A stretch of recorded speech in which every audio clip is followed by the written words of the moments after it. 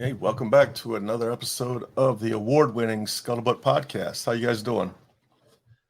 Yuck. Very good, thank you. Before we get started, if you guys are listening on Spotify or Apple or wherever you're listening at, jump over to YouTube and give us a like and subscribe.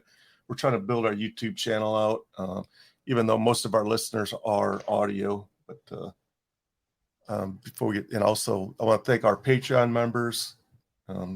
So you know, if you join Patreon and support our channel, that money goes to helping us send veterans and first responders to sporting events, which we just purchased season tickets to the Detroit Lions for this upcoming season. So look for, if you're in the Detroit area, you're a veteran or a first responder, and just so happens we have both today as our guest. If you're interested in going to a game, definitely let us know, and we'll put your name in the hat for sure. Jeremy, we're talking about getting some Detroit Red Wing tickets. So, yeah, it's going to be good. Yeah, we're growing. Good. So I guess we're going to ask you, how do we get in front of the your union guys and get them to help support us? We can make that work. Heck yeah. We got connections. I reached out to some police officers too. I actually met some when I was in Michigan for visiting my granddaughter, and I was in on the east side, and I ran into two Dearborn police officers of all people sitting at the bar next to me. So they were super excited about helping too, but then when I text them, they never respond back. So heck with those police guys. Yeah, I'm sure they're busy. It's all good. So today we're sitting with Jeremy. He is he's a Marine veteran, and he's also assistant fire chief in my hometown, Dearborn, Michigan. How you doing, buddy? Outstanding. Thank you. Thank you for having me. Hey, Jeremy. Our pleasure. So before we get started, did you have any updates for us, chaps? I do. We've got Golf outing. April 27th here in Murfreesboro, guys, or if you're watching, we have a 92-year-old Vietnam War veteran jumping out of a plane and landing in Barfield Crescent Park. So it starts at 4:30, and it's going to be huge. We're partnering with Window World and our VFW post. We're helping logistics on the ground. So I just got the final word today. Hopefully we're going to get about 100, 150 people. It should be good. It should be a lot of fun. Oh, and our golf tournament is coming up April 29th.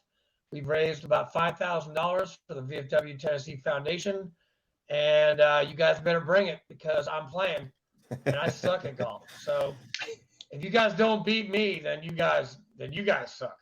Yeah. Well, I haven't swung a golf club in about 10 years, but I'm bringing a couple of ringers with me, so I'm looking to bring home the trophy. Bring them, man. I'm a hockey player, man. I'm not a golfer. I mean, shit, I take a Happy Gilmore step and everything. Heck yeah.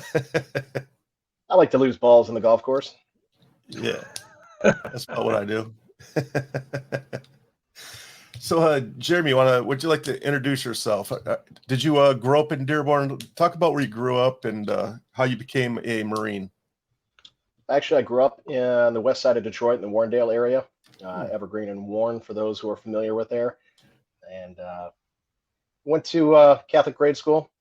And had it not been necessarily for my brother, I wound up going to Divine Child in Dearborn for high school. Luckily, my brother was the better student, older than me. I was a legacy. They had to let me in. So had it not been for my brother, I'd have been like Flounder in Animal House. Animal House. Thank you. He's a legacy. You got to let him in. Yeah, I don't think I would have made the cutting score. But that's good. Yeah, grew up in Detroit, and again went to high school at Divine Child, and went one semester of college at Henry Ford Community College. Thought I wanted to pursue a career in law enforcement, and eventually moved towards federal law enforcement. And for some reason, it just never took off. The classes weren't that exciting. Had some friends of mine, as well as my cousin Jason, who were in the Marine Corps at the time, and say, "Hey, why don't you come talk to a recruiter?" All right, yeah, that sounds great. Let me go talk to the recruiter. I had no idea what else I was going to do, and Sat down with the recruiter, looked at the book of MOSs, and they said, "Hey, what do you think you want to do? Or what were you thinking about doing prior to coming here?" And told them I was thinking about being a police officer. "You want to be an MP? Nah, no. Well, what else did you think about doing?" I said, "I considered being an architect." Yeah, Marine Corps really doesn't have anything for that. we don't have that anymore. We don't build it. We blow stuff up. So, well, I'll tell you what, son. You just sit here in this couch right here, look through the book, and I came across the MOS of 7051, 7051, Crispy Critters, Crash Fire Rescue, Aircraft Rescue Firefighting, as it's called now. And I said, "Hey, this looks cool. These guys in silver suits with fire around them. Let me give that a try." And that's how I got on the Marine Corps. So, your recruiter office, was that in Dearborn? No, actually, I went to Southgate, where my cousin and a couple of my friends went to. Right. Master Sergeant Stevens. He was a gunny at the staff sergeant at the time. Wow, he remembers his recruiter's name. Damn. That's good. Yeah. So when I did it, I went through Dearborn, and all the recruiters were in the basement of the Village Plaza. I don't know if you remember that. Yes. Soon to be demolished Village Plaza. Oh, they're taking it down? It's supposed to be. Huh. Interesting. So sorry to break the news. Oh yeah. I mean, Dearborn's changing, man. Like every time I go there, it's a little bit different. Like the Save-A-Lot is all tore apart. It looks like it's gonna be a car dealership now. I believe it's gonna be the Toyota dealership, I think, took it over. Yeah. Which is right next door to the American Legion, which I spent many nights there. Where you are a commander, right? I was commander. Like? Pretty much sat in every seat in that building. My picture's in the back room for being Veteran of the Year in 2011. So that's my claim to fame. I'm into that. Yeah. Dearborn had a really cool city hall until the freaking mayor sold it to some art group. It was an amazing building. I was so mad when he sold that. I did like the old building. Yeah, it had character, man. This new building just looks like a box. Yeah. Don't even get me started. Jeremy, yes, sir. As we roll on, how long were you in the Corps? 4 years. I was in 94 to 98. Okay. Me too. Where were you stationed at? Went to boot camp, Parris Island. Then, of course, I went to combat training at Camp Geiger there in North Carolina. Did my MOS school at NAS Millington for a month down there in Tennessee. Millington?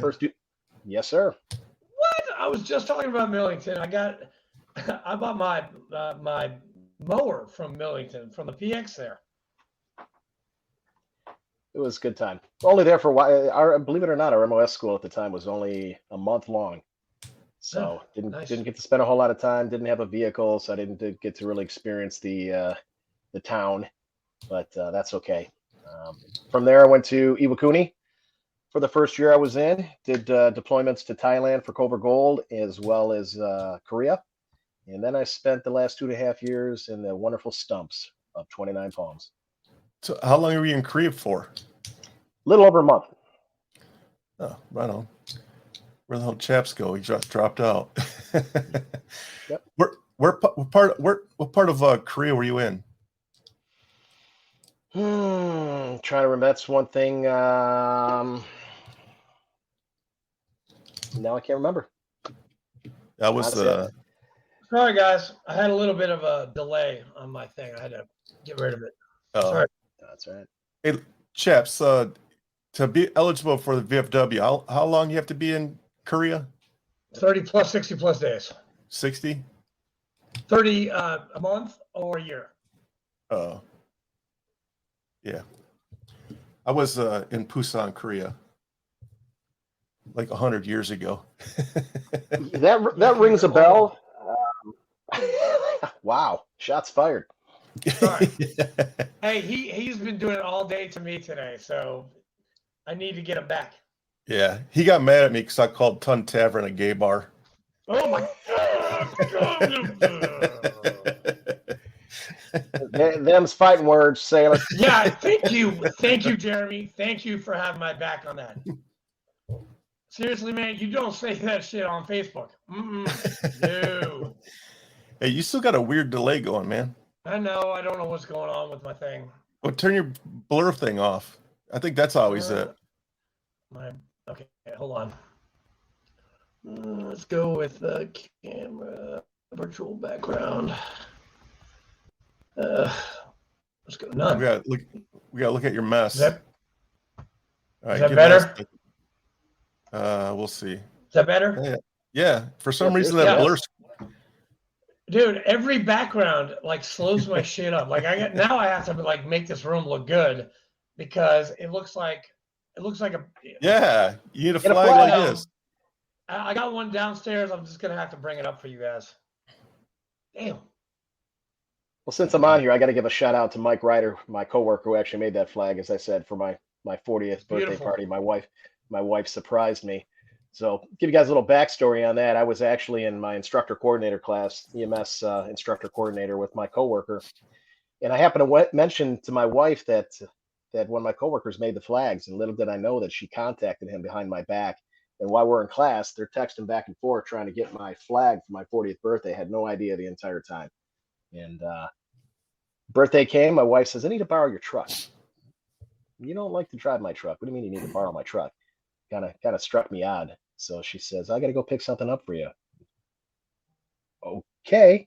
Came back and there we go. It's nice, man. I like it. Beautiful. Pride and joy. There's two things wives can't do, though. They're not allowed to touch your truck or your barbecue grill. Ooh, okay. Yeah, Katrina would kick your ass for saying that right now. That's my wife.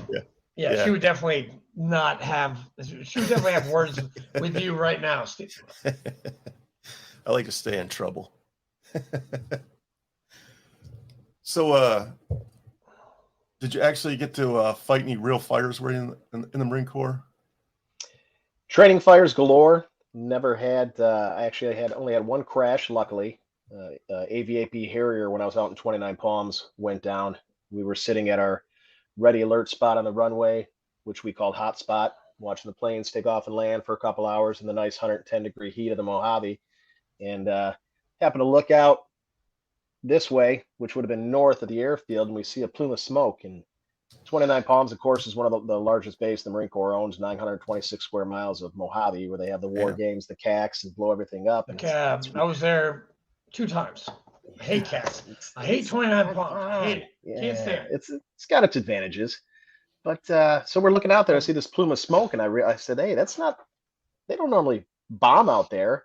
And before we knew it, air traffic control was coming over the radio saying crash, crash, crash, AVAP Harrier. And next thing you know, we're jumping through the desert and going to check where the pilot's at. Luckily, he ejected safely. And that was really the only major mishap. Had some other stuff in there, but the only crash. Did you guys use AFFF?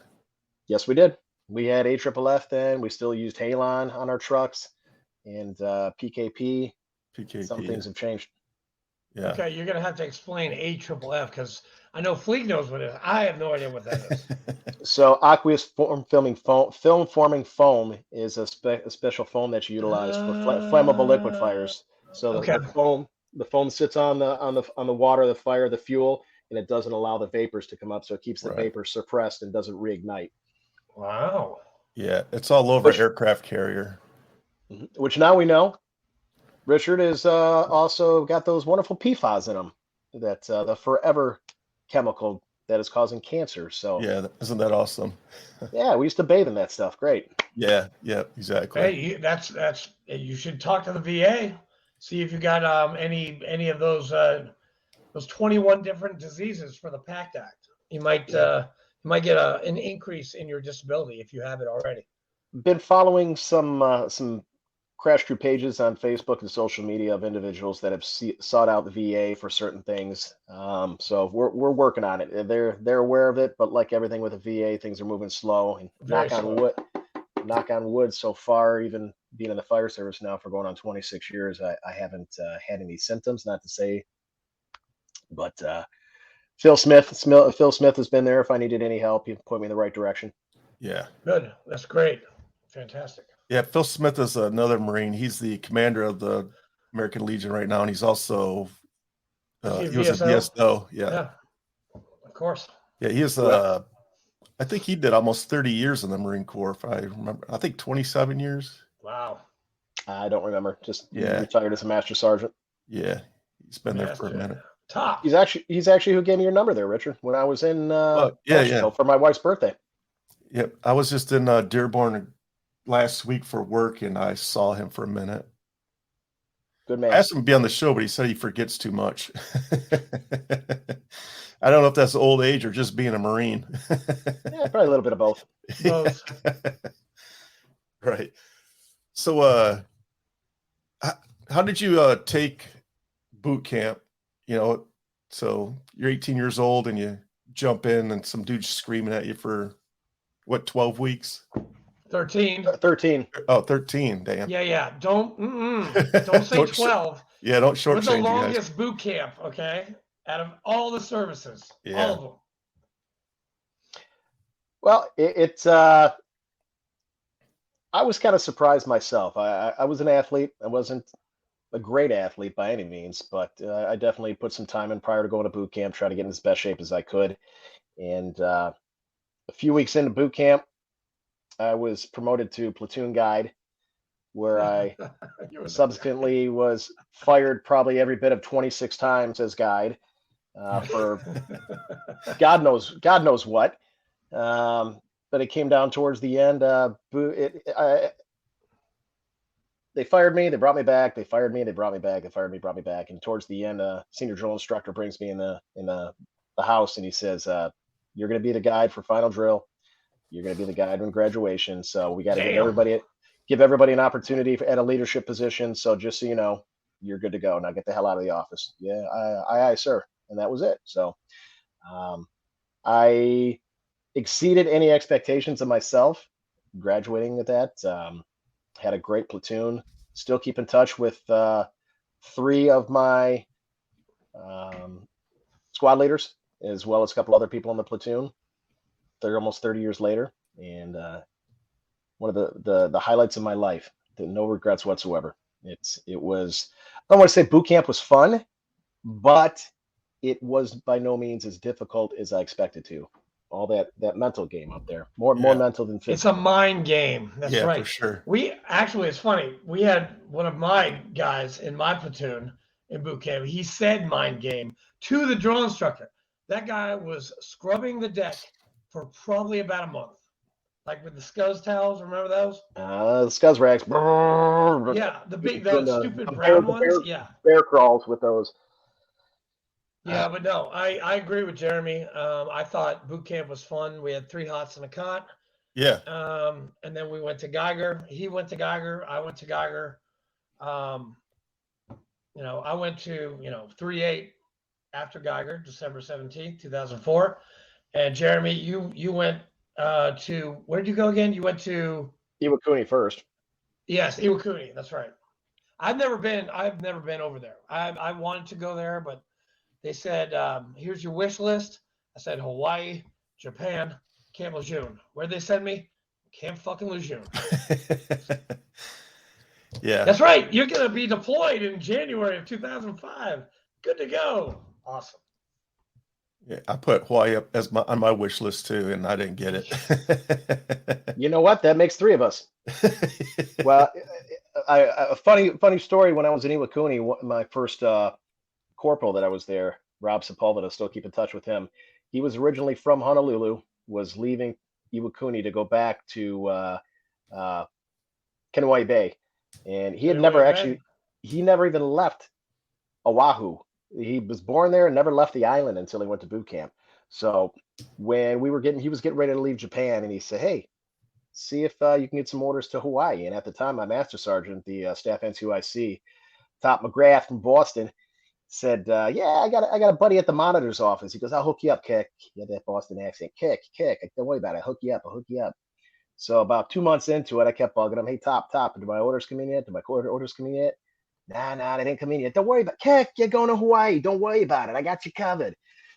One day, I got you covered. I asked him, I said, "Hey, Top, do my orders come in?" He goes, "Kick, your orders came in." "Oh, what's wrong?" He goes, "You ain't going to be happy." "No, where you going?" Going to 29 Palms. 29 Palms. Hey, you got that accent down like good, man. Seriously, you sound exactly like someone from Massachusetts. I swear to God. In Boston, guys. It's wicked pissa of an Yeah. accent you got there. Wicked pissa. Um, Go Bruins.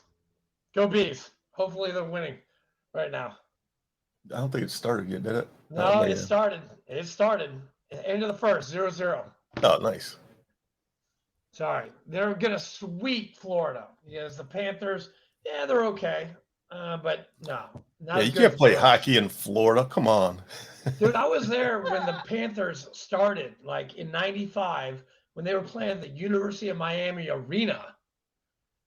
I mean, my dad took me and my brother to a game, and they threw rats on the ice for the first goal. Really weird. Really weird. Rats. Yeah, why? I mean, like in New Hampshire, the first goal for UNH, someone always throws a fish on the ice. I don't know why. Yeah. It's a tradition. They throw rats at the Well, Panthers. Detroit I don't know started why. it with octopus. Octopus, that's right. And Yeah. who was your who was that? Chris Osgood, right? No. Mhm. He was a goalie. Yeah, Yep. Chris Osgood. Amazing goalie from you guys. Looked like he was 12 years old. He did. He did look still like he does. was a He young. still looks like he's 12.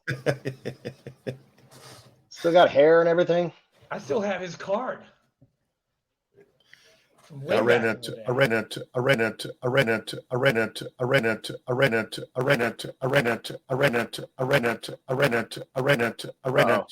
What's going on? What is that?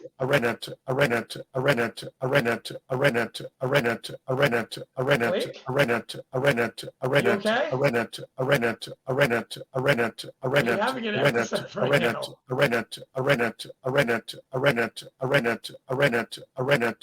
Sounds like a reggaeton or bachata. Jeremy, can you hear me? I can hear you.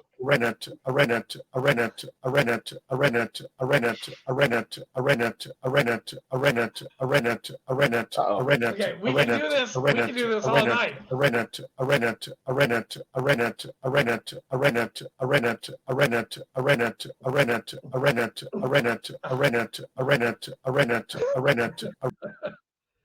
Okay. He'll come back. He'll come back. It sounds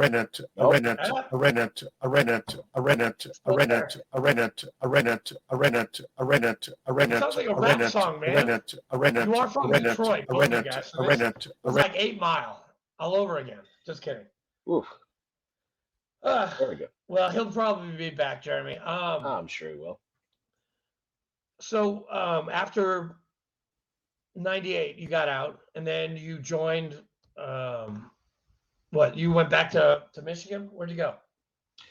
Well, yeah, once I decided I wasn't going to stay in, and my main reason, I eventually wanted to have a family, get married, and I saw the hardships that military families go through, and I said, I just don't want to put them through that. Prior to getting out, 29 Palms, the crash crew guys, they started doing a lot of cross training with the federal firefighters on base. And I guess back in the day, I don't remember if it was Vietnam era or earlier.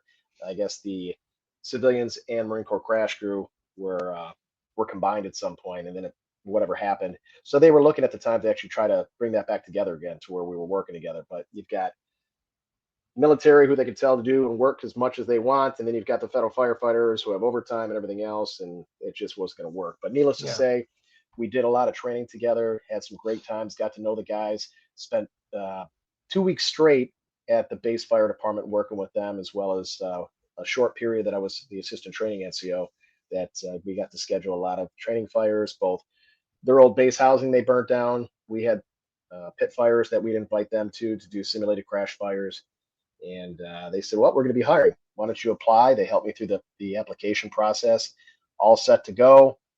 Had a plan. I was going to go home. I was going to work for my buddy's dad, paint some houses for a little bit, work under the table, make some cash, buy a truck. Hey, there he is. I lost you guys. Can you hear me? That's Yes, okay. sir. Dude, the rap song technology, was man. like Crazy. Sal Gonzalez would be jealous of that rap that you just did. Oh, I missed a rap. Shit. Are you kidding me? You didn't hear it? I didn't hear shit, man. Dude, it kept on repeating I'm gonna get. I mean, for That's like all I kept saying. 3 minutes, man. What the It hell? was like stuck in like a time loop or something. Who, Jeremy's? No, No, yours. yours. I have no Jeremy was idea what fine. happened. No.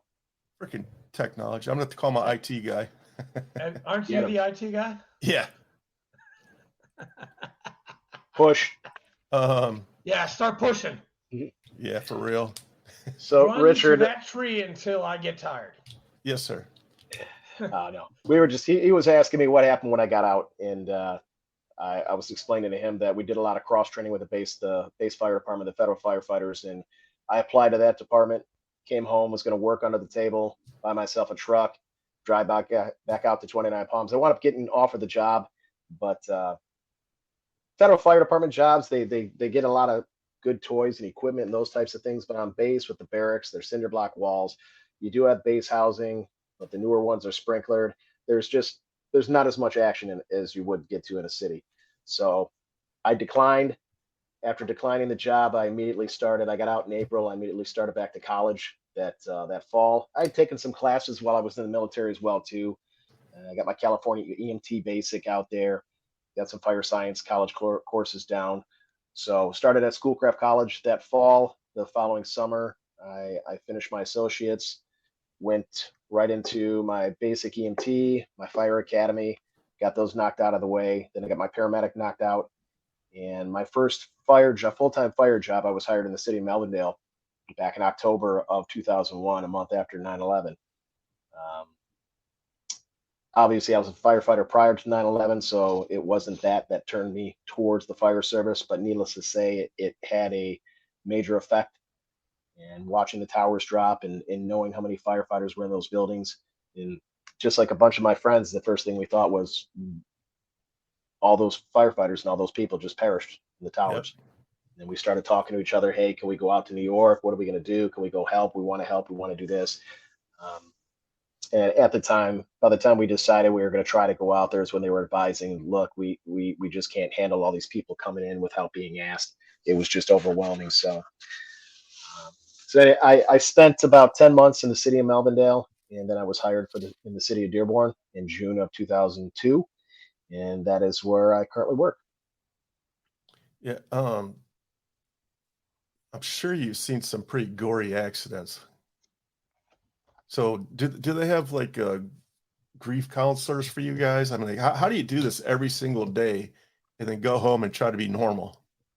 Well, Richard, I'm glad you brought that up because the mental health aspect of the job is extremely important to me. As a matter of fact, I've been very much involved in it for every bit of 6 or 7 years now. And actually how I got involved in that, I'm glad you brought it up, is along with some things that happened in my personal life, mixing those things with what I've seen on the job, it weighs on you without a doubt. Yeah, for sure. Yeah, coming from the military, I was aware of PTSD. Never even thought anything about myself, regardless of what I saw, and started noticing. Well, my wife brought it to my attention in the early years when we started dating, being short-tempered and depression and those types of things. And make a short story long, I finally decided to go talk to somebody, and at which time they had asked me, has anybody ever told you might have PTSD? And I said, no. I said, I was never in combat. And she said, what do you see every day at work? What do you do?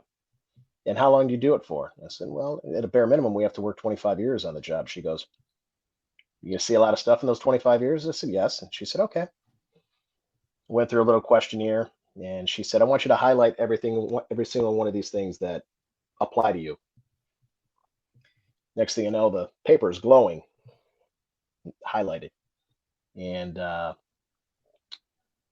went, okay. Man, maybe we're starting to figure things out here. Again, that was probably 7-8 years ago or something, maybe 9, maybe longer. It's just moving forward.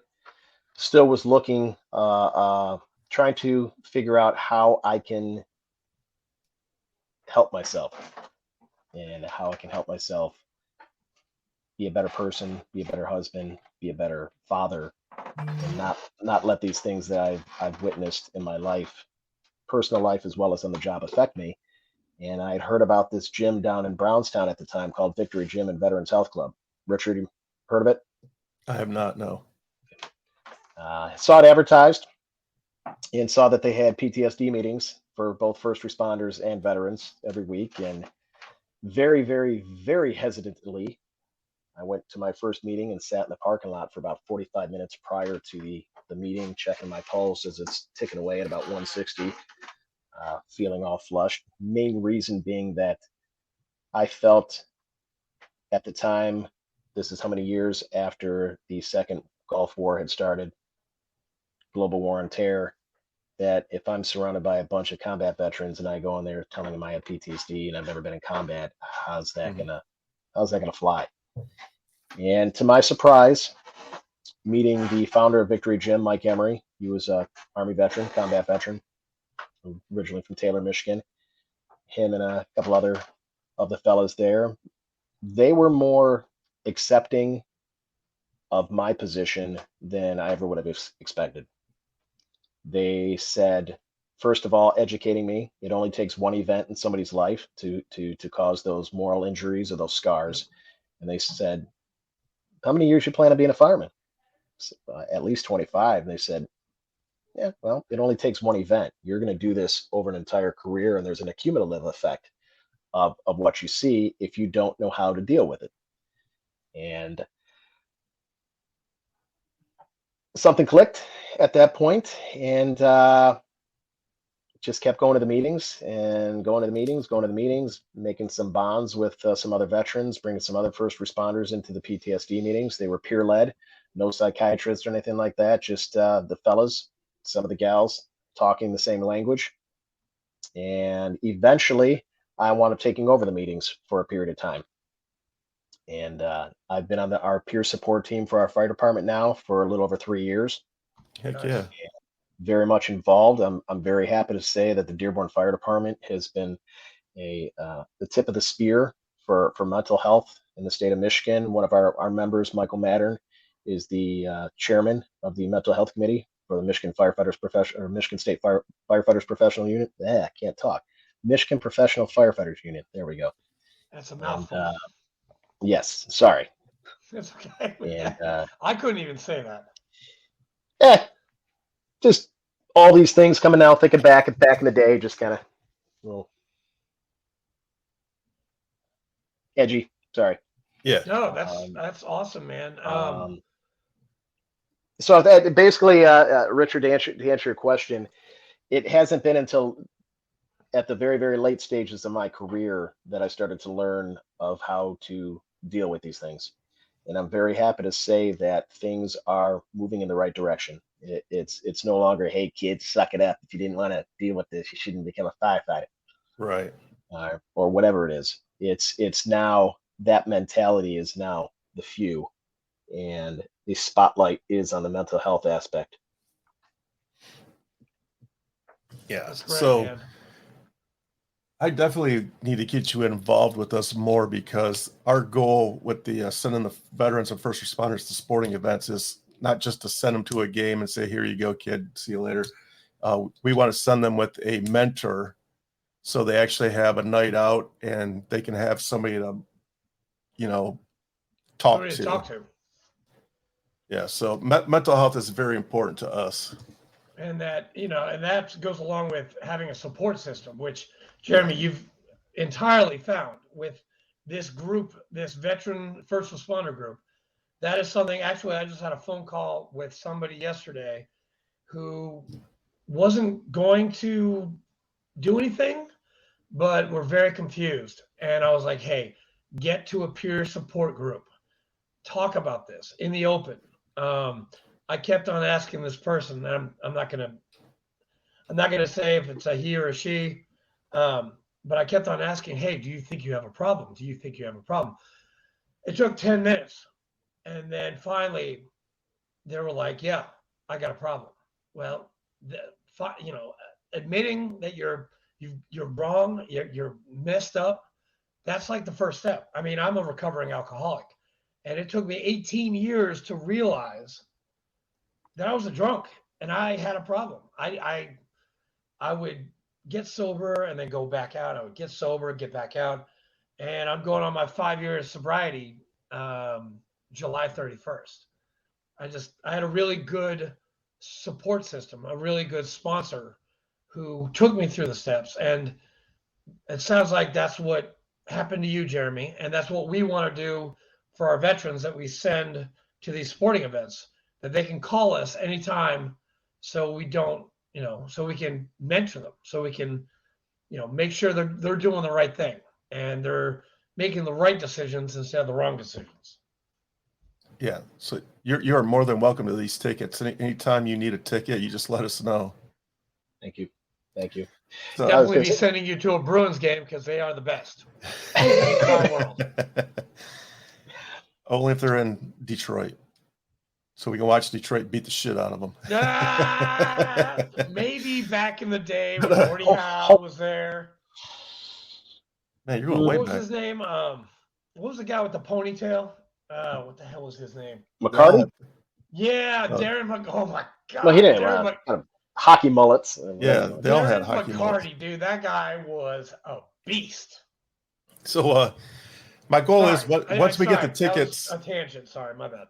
Once the tickets are already secured, they're mine. So, but once I get them and football season starts, I would love to get a hold of the Dearborn Police Department and get that fella that just shot somebody. He shot, like, somebody came into the Dearborn Police Department, and this police officer had to shoot somebody. I would love to get him to a football game. Wait, what happened?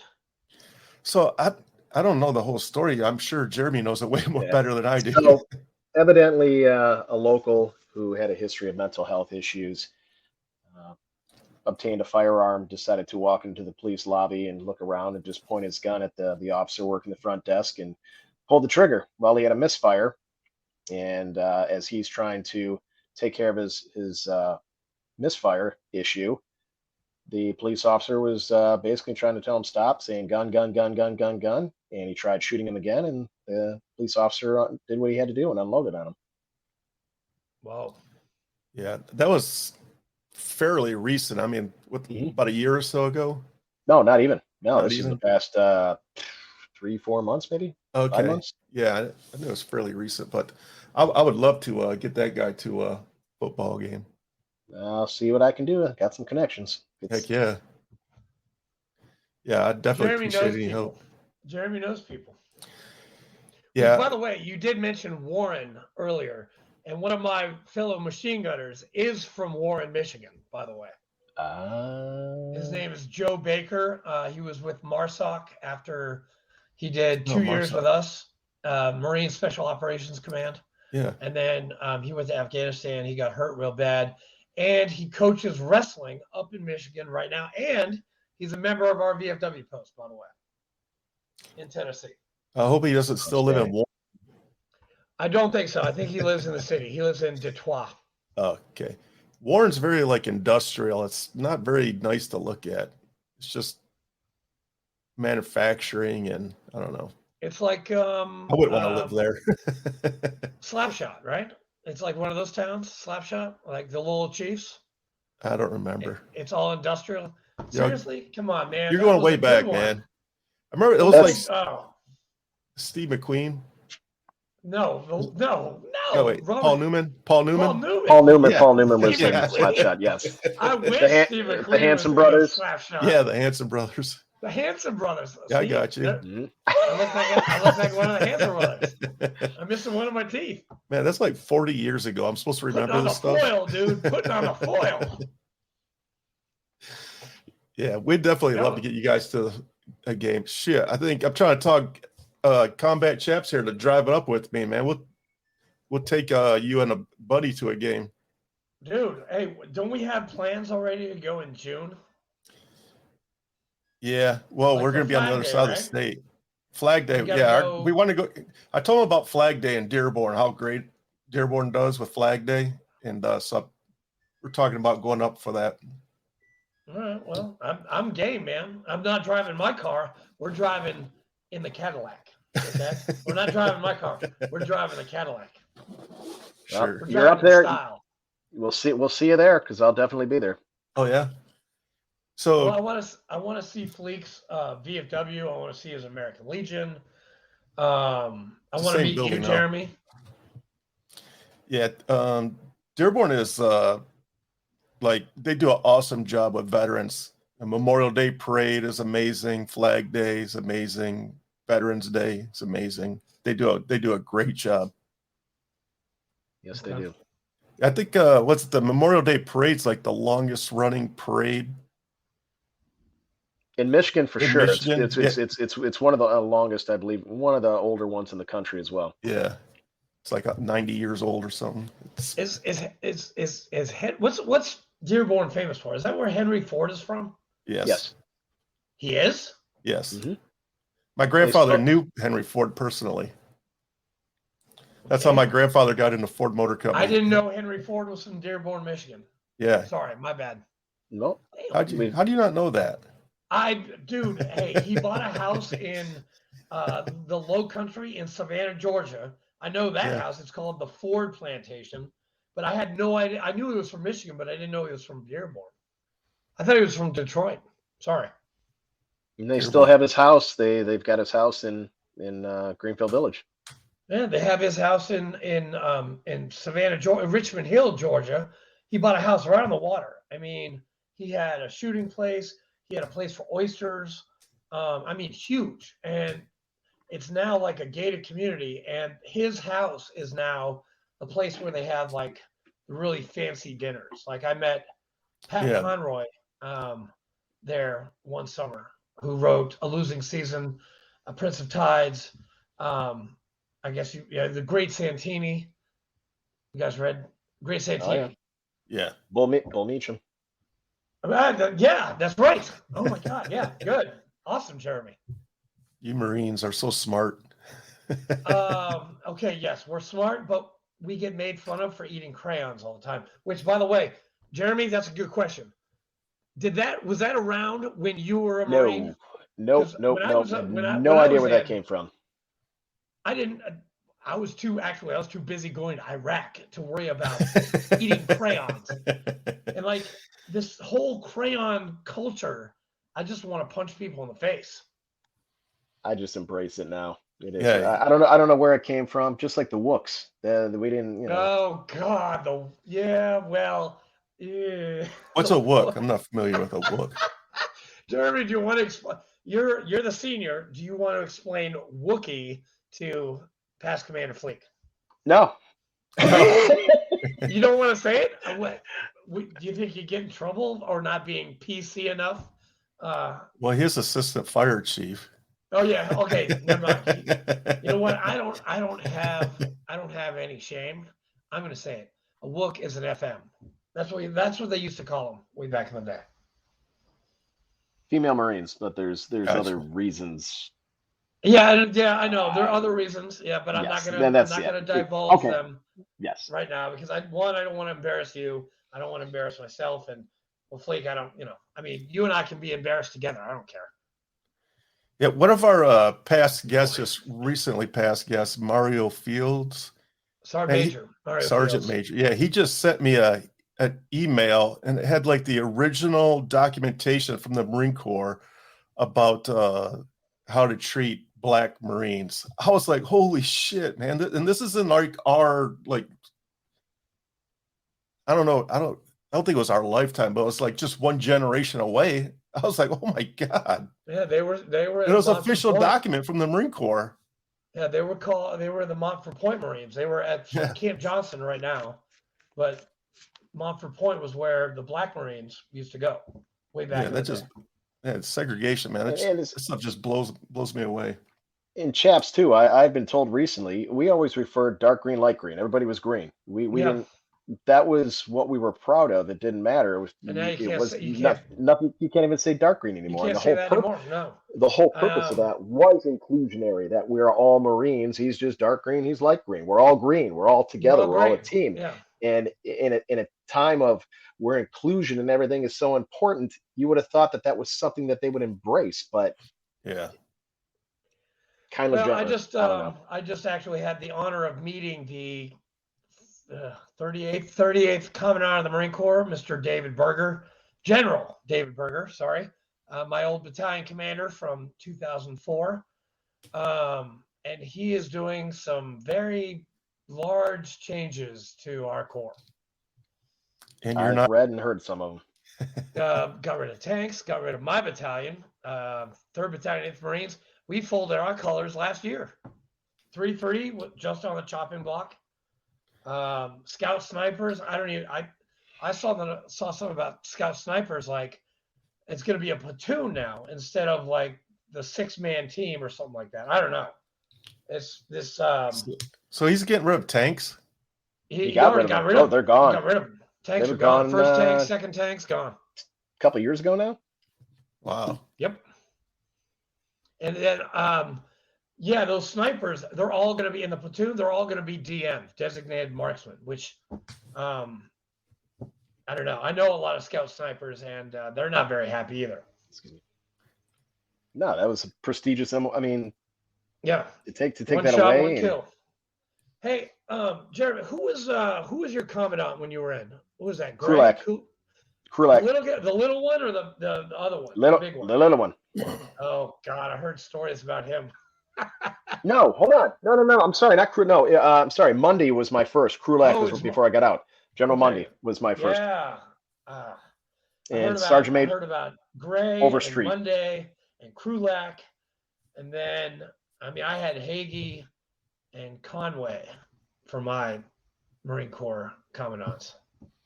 Weird. Hey, Jeremy, I know Dearborn used to give veterans priorities when they're applying for jobs. Is that still a thing? When I got hired, there was veterans preference, which really was kind of vague. The 10 points, yeah. Well, they didn't. Well, for me, there wasn't points unless you had a disability rating or you served in combat. So they call it. If you didn't have those, there was a veterans preference. So what that meant, I have no idea. But they still, to my knowledge, they'll still give those extra 5 points if you have a disability rating as well as if you've served time in combat. You have to have a degree now to be a fireman, don't you? They would like to see that. They like to see an associate's degree or higher, or experience equivalent to, is what they put. And honestly, I don't necessarily disagree with it. There is just so much to learn in the fire service. There's a million and one ways you can die. That you can never learn enough. And at any point in this career, if you feel that you know it all, it's time for you to retire. There's just too much to know. So having that educational background, having that ability to organize things and to learn and memorize and figure out what type of learner you are, I think it's a huge asset if you're able to establish that early in your career. I have a question. You go into a burning house. Why do firemen always go to the roof and blast a hole in the roof? It's funny you just mentioned that. As our executive assistant, last week. we just did training. The old St. Alphonsus in East Dearborn. They're tearing it down here shortly, and they allowed us to train there. We got an opportunity to cut some holes in the roof of a flat commercial roof. So the reason we do that is obviously fire's hot and smoke is toxic. There's millions and millions of different chemicals in there, especially these days with all the plastics and crap that they put in there. So the vertical ventilation serves a couple purposes. Number one, if there's anybody still trapped inside the house that's viable, it releases the superheated air as well as the toxic fumes to give them a better chance of survival. And it also assists the firefighters on the inside who are getting their butts kicked by that heat by releasing the heat and releasing all those fumes that they can work on the fire better, and also helps with the visibility. So you pop the top on it, you release all those things. It also decreases the chances for flashover or backdraft, which are different types of phenomenons where flashover is when everything in the room reaches its ignition temperature simultaneously and just goes poof. And if you don't get out of that room in 3 seconds or less, you're done.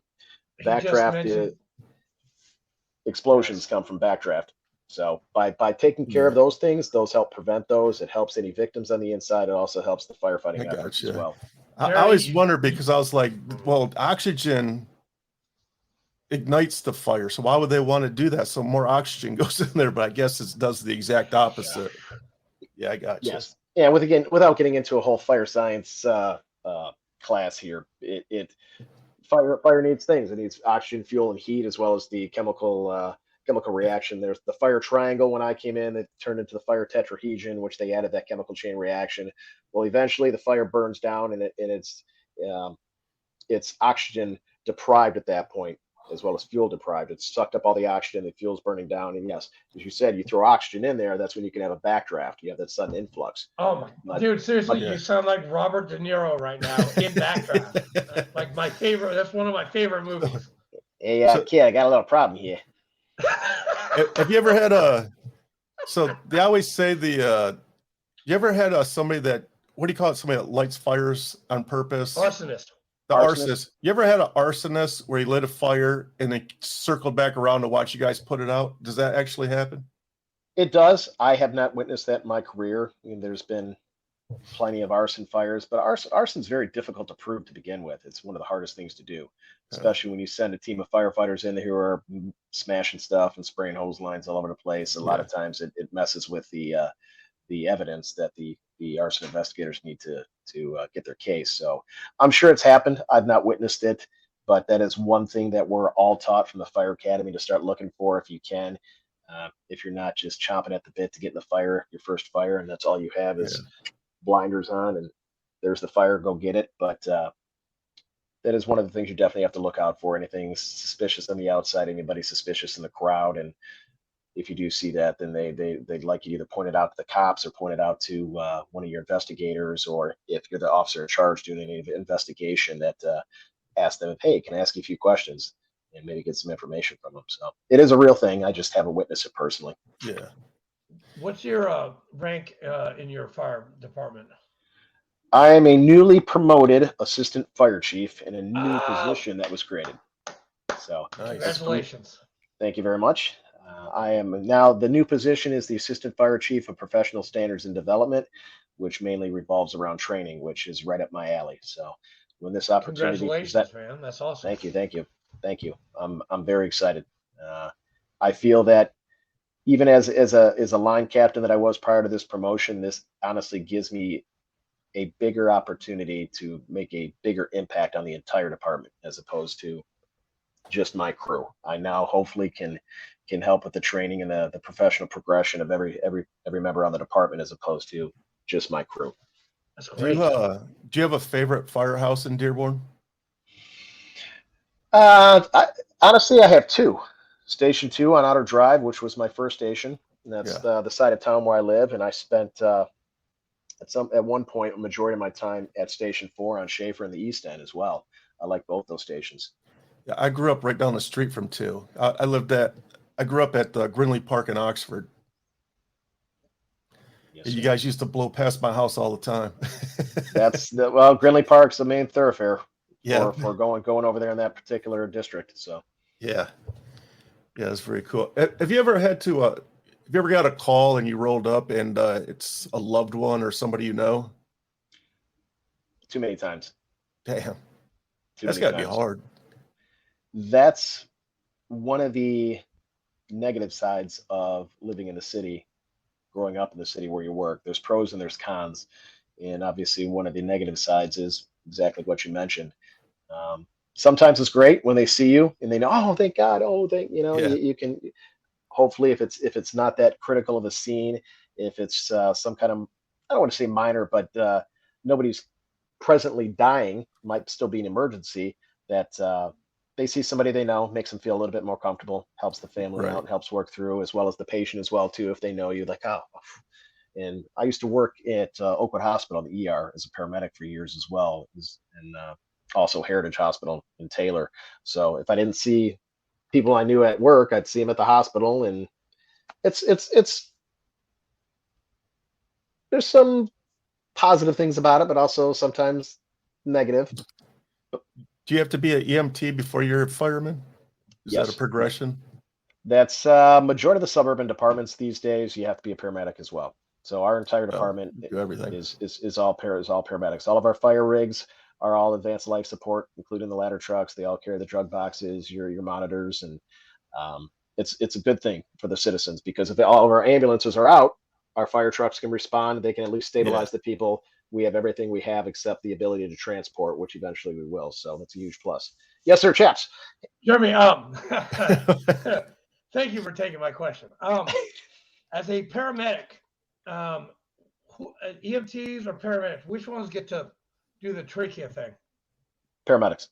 Paramedics. Okay. You're talking about dropping the intubator, dropping correct? the thing in, yeah. Okay. EMTs But we're also don't get to do that? No.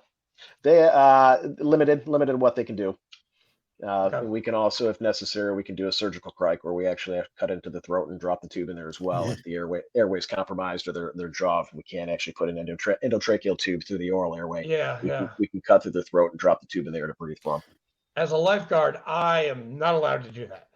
I would hope not. I cannot do that. You might get fired. I'm a combat lifesaver, but and I love working. I love being a lifeguard. I do, but it's just like, there's, they take code blues very seriously, and you should. But yeah. I've done a code blue and in combat compared to like poolside at where I work, and it's a little different. I try to get civilian mentality instead of like being overseas and having somebody bleed out your arms. It's a little bit different, right? Yeah, you don't have to watch your back either at the pool, as opposed to getting shot at the pool. Yeah, at the pool, I don't have to watch my back. They get really, like, if something happens, they get really, really excited. I'm like, slow is smooth, smooth is fast. Just calm down. Everything's gonna be okay. There's 6 people do not have to go for a heart attack. Okay, just 2, because they left me alone on the deck of the pool by myself with like 10 people in the pool, and all the other lifeguards went the other way. They went to help this guy out who was fine in like 5 minutes. He was walking in like 10. But I'm like, they left me alone to cover like 10 people. I'm like, okay, this is fine. I think I can handle this. They got yelled at. You have to. I didn't. So, when you get a call, like, how do you know where the hell to go? Is there GPS in all the trucks? Oh, no, we don't. That's a good question. Well, we do have we have a computer system called Bricks that came about. How long we had it for? Maybe 10 years. So they put these monitors up, TV monitors in all the stations in multiple rooms as well. They have an app on your telephone that when dispatch receives a call, they put it in this system and it pops up. And it has the nature of the call. It's got a map and shows you where the map is at. It doesn't show which way to take. You should still know your streets and numbers. You shouldn't have to always look at your phone. I say shouldn't, but yeah, these kids changing. Yeah. They don't know how to read a map like we used to.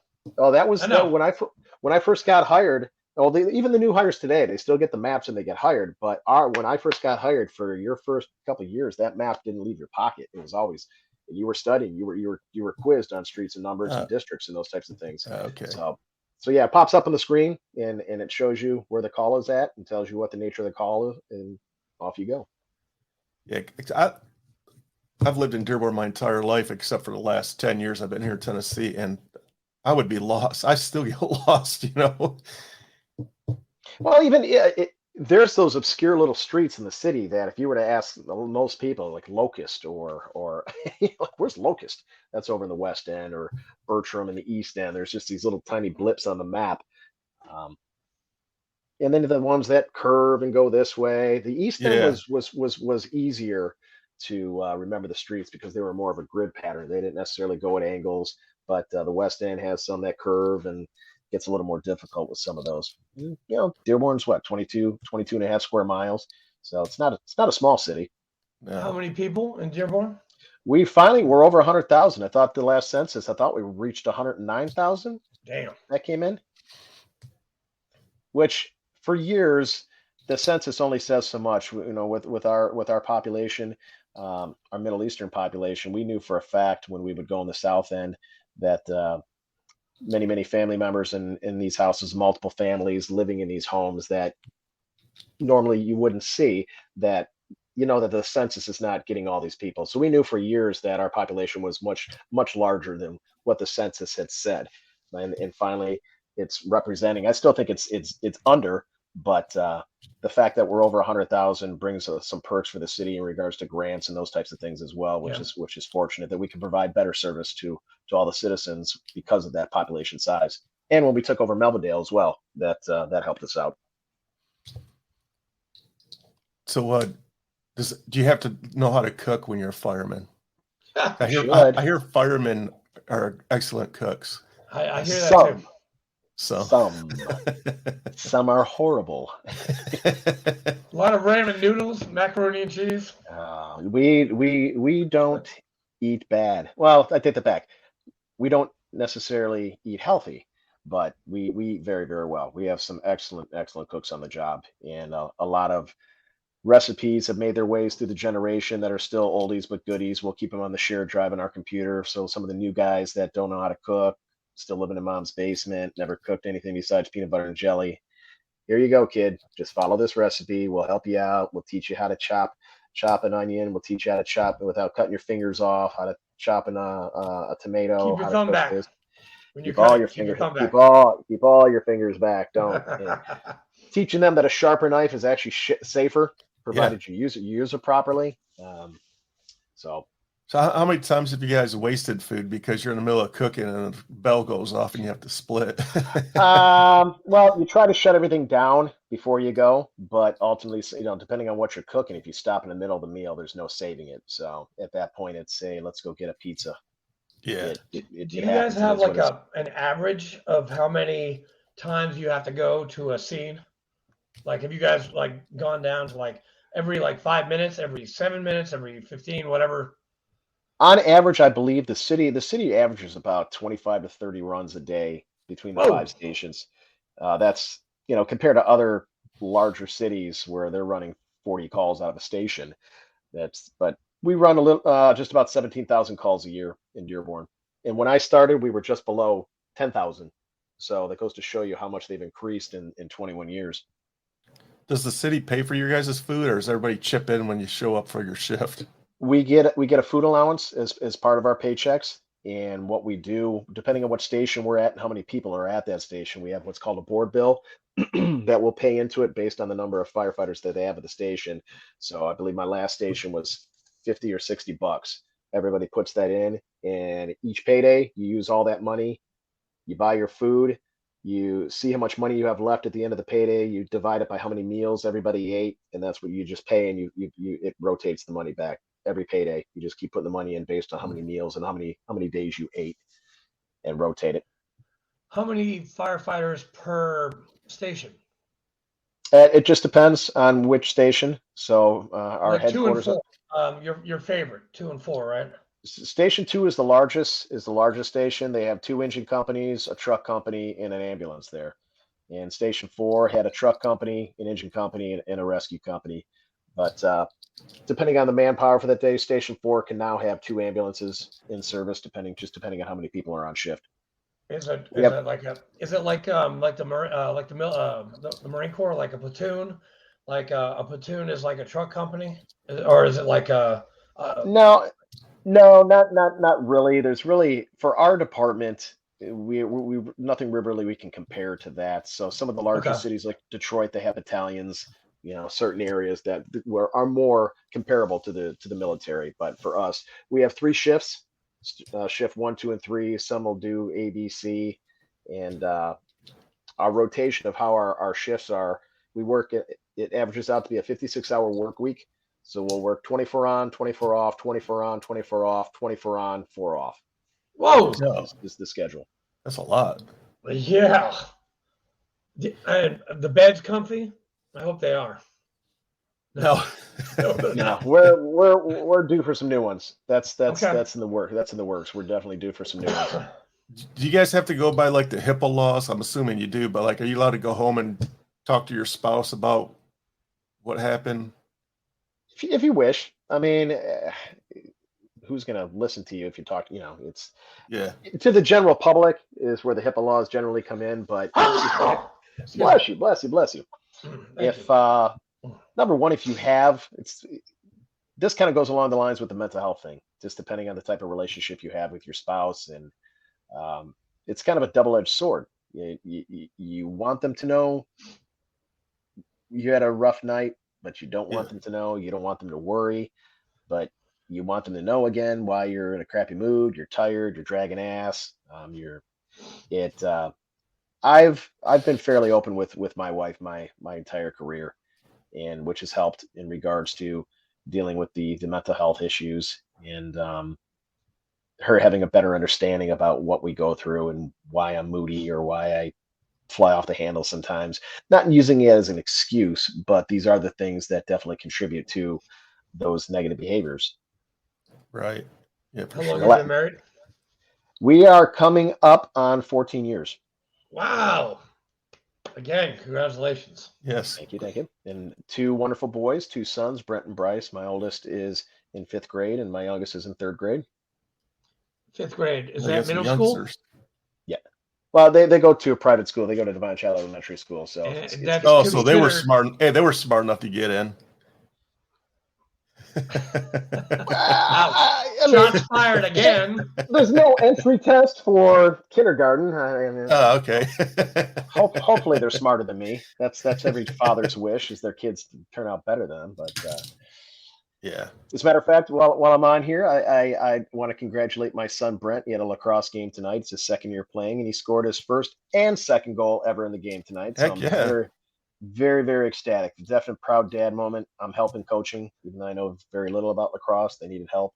Dude, great sport. It's a Yankee. It's a northern sport because we don't Northeast. do it that much down here. Yeah, for sure.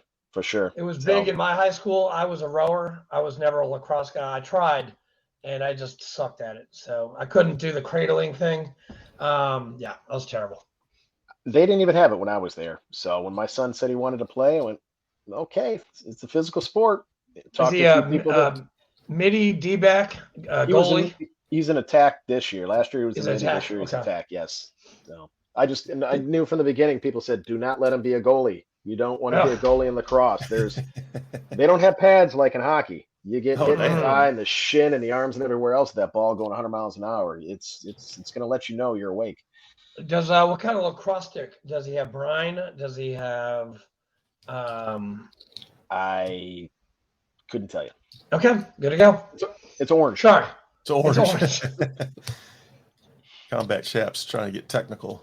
What? Come on, man. I mean, I tried every single sport in school, and the only thing I was good at was hockey and rowing, and that's it. I was terrible at soccer. That's an interesting combination. Yeah, I was. I actually just went to see my college last weekend in Oak Ridge, Tennessee, row against Virginia, Virginia Tech, Baylor, University of Texas, University of Tennessee, Georgia. How'd they do? We made all the teams, the men's varsity 4, men's varsity 8, and the men's and women's pair. They all made the Grand Slam, but the girls won in the pair. They won the whole thing. The boys, the 4 got 5th, and the 8 didn't even place. So they need to work on their rowing. Not like us, because I rowed that race in '96 and '97. And we crushed it. We were Southern Conference champions back then. Sorry, I'm tooting my own horn right now. Yeah, so. Does right. A lot. Hey, well, somebody's got to, because Fleek definitely will not. But it's cool. He likes to make fun of Ton Tavern and call it I can't even say it. Can't even say it. Can't even utter those words. I mean, it was a Freemason lodge before it was, before the Marines got there. Have you ever been there, chaps? I've been to the Tun Tavern at the museum, but I've never been to the actual, you mean the sign where it used to be? Yep. No, I've never been. I need to go. Right. Have you been? Have not. Nope. Where's it at? Pennsylvania. Philadelphia, Pennsylvania. Oh. So the building's no longer there? No. No. But there is, if you go to the museum in Triangle, Virginia, on the second floor, there is a Ton Tavern, which we were there before we went to CAX, and we drank all of the beer at Ton Tavern, and we caused a fight. And so our commanding officer, Reggie McClam, who is now the commanding officer at TBS, he had to be like, okay, get back on the bus. We're going back to AP Hill. Like, damn it. Marines can't have anything nice. Nope. I always got to break shit. We do. Yeah. We break, and you know what? I still do it, from time to time here at my home. We can't have nice things at my house. Yeah. Chaps, did you ever do any work with the British Royal Marines? No. No. I've seen them, but I never actually got to work with them. It's actually funny. I'm marrying a British Royal Commando on Friday, who I met through a very good program called Save a Warrior. Who you did your group work, which was for PTSD. I did Save a Warrior, which is up in Hillsboro, Ohio. It's like a 72-hour warrior detox. The same stuff that you went through. It's for first responders, LEOs, EMTs, and veterans. And it's basically a group meeting, just like what you went through, but for 72 hours. And that's where I met him. And we were actually supposed to have him on the podcast, but he lives in England, and it's like 8-hour time difference. And so we can never talk. But have you worked with the Royal Marines? I just recall when we were out in 29 Palms that when they came in to do some cross training with us, that our CEO told us that we weren't allowed to hang out with them. Yeah, because they are allowed to drink.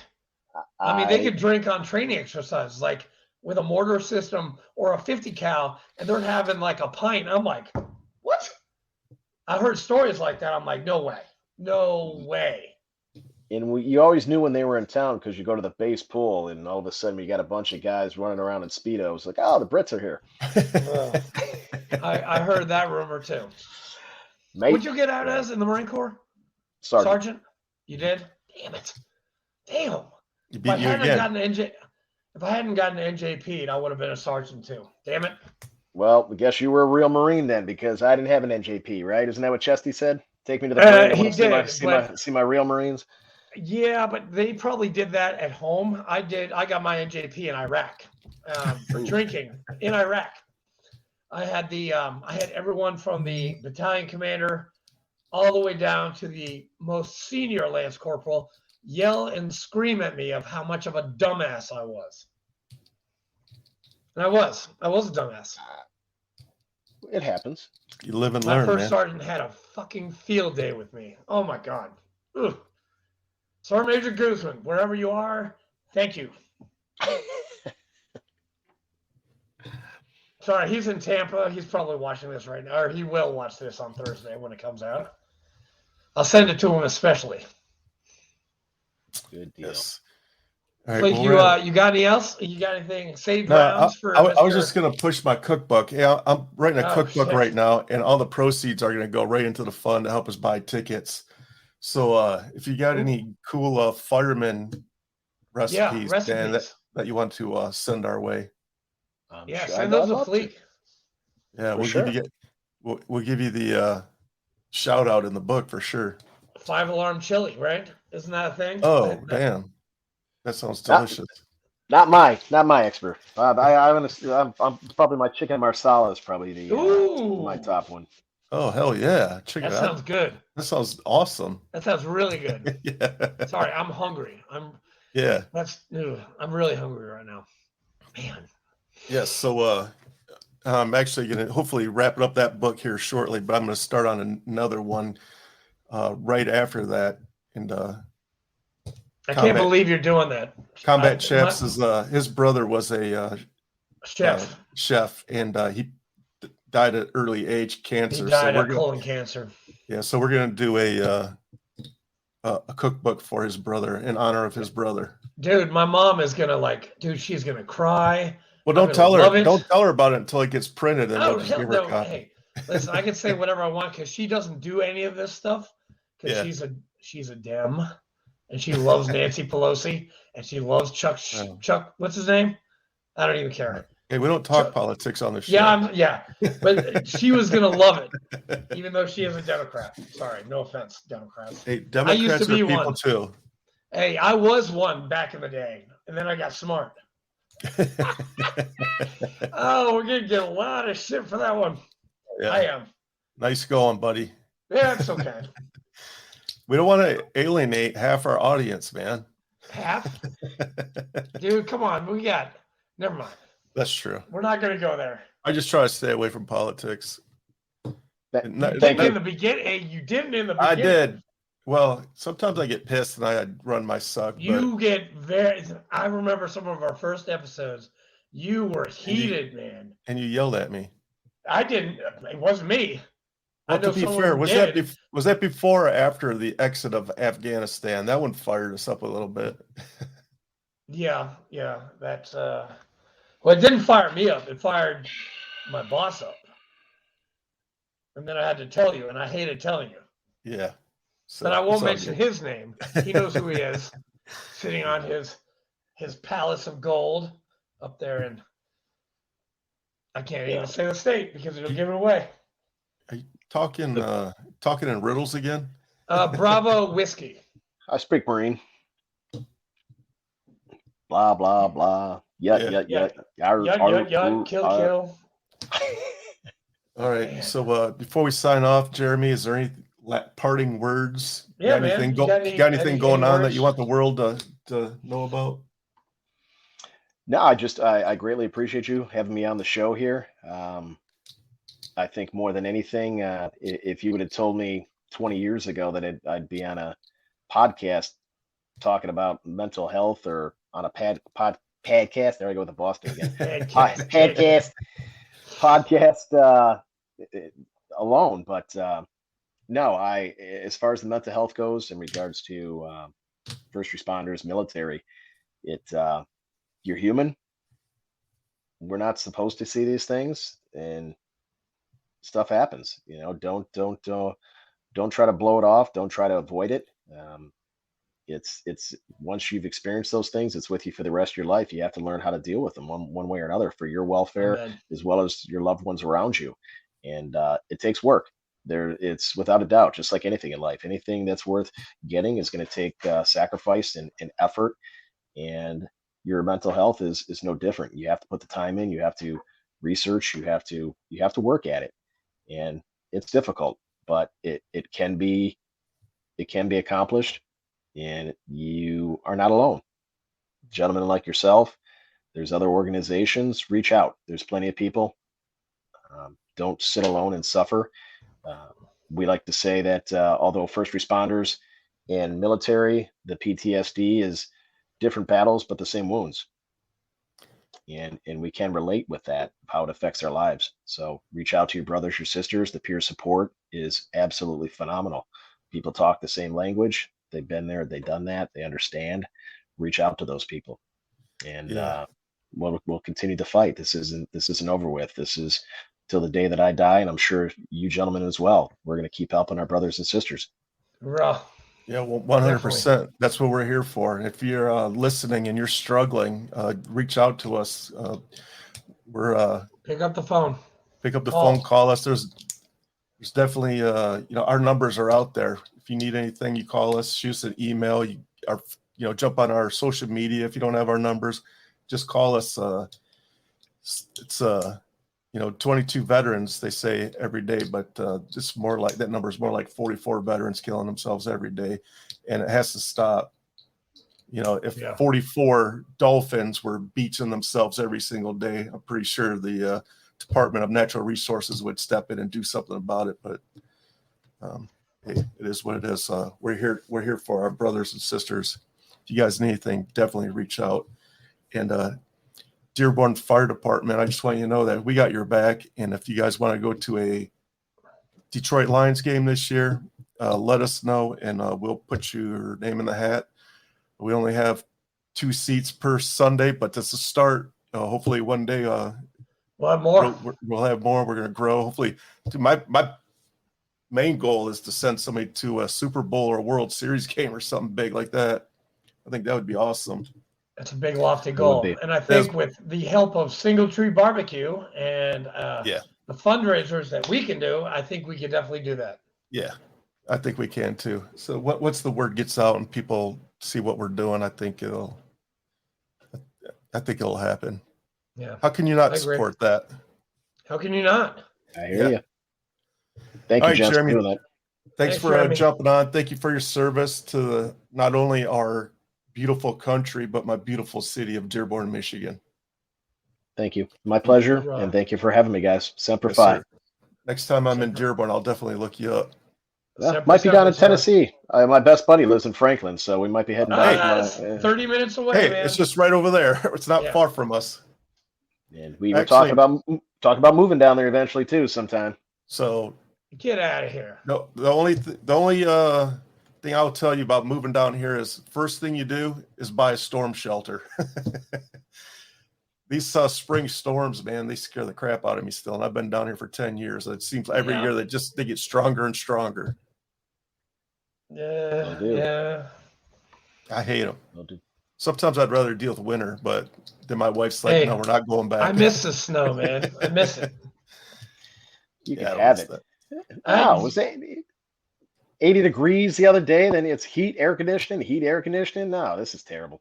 Hey, wait till you get to Tennessee. We have like 9 different seasons, okay? Cold, hot, cold, hot, cold, hot, shitty, cold, hot. I mean, come on. Well, we don't know what's going on.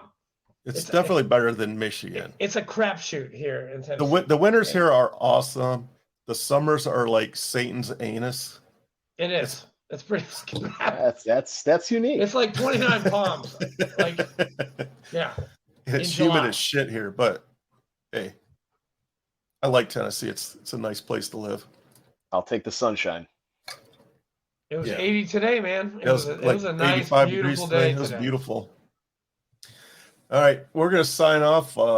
Stick around for a second when I hit end record there, Jeremy. I just want to make sure everything gets uploaded correctly. Thanks for tuning in. See you guys next week. Thanks for your support. Chaps, Jeremy. Till next time.